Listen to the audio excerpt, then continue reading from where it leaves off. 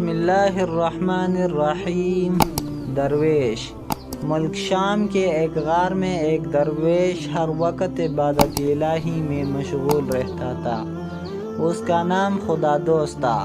وہ فی الوقال اسم بعصم کی تھا۔ دنیا کے جھگڑوں جمیلوں سے اسے کوئی سروکار نہ تھا، اور اس کی قناعت اور بنیازی کو دیکھ کر کبھی لوگ اس کی عزت کرتے تھے اور عقیدت کے پھول اس کی قدموں پر نچھاور کرتے تھے۔ علاقے کا حاکم بڑا ظالم اور مردم آزار تھا، اور لوگ اس سے بڑی نفرت کرتے تھے۔ یہ حاکم بھی کبھی کبھی خدا دوست کی زیارت کے لیے جاتا تھا، لیکن وہ مرد خدا کبھی آنکھ اٹھا کر بھی اس کی طرف نہ دیکھتا تھا۔ ایک دن حاکم نے شکایتاً کہا کہ آپ اللہ کے نیک بندے ہیں، میں حاضر ہوتا ہوں، لیکن آپ نفرت سے میری طرف سے منہ موڑ لیتے ہیں۔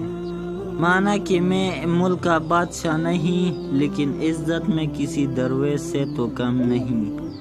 میں یہ نہیں کہتا کہ آپ مجھ سے کوئی امتیازی سلوک کریں، تاہم اتنا توقع ضرور رکھتا ہوں کہ آپ عام لوگوں جیسا سلوک میرا ساتھ کریں۔ خدا دوست نے جواب دیا کہ اے حاکم، کان کھول کر سن لیں کہ اللہ کے مخلوق تیرے فلم سے نالا ہے۔ اگر تو اللہ کے بندوں کا دشمن ہے تو میں تیرا دوست کیسے بن سکتا ہوں؟ اور اگر میری تیری دوستی کی کوئی راہ نکل بھی آئے تو اس کا کیا علاج؟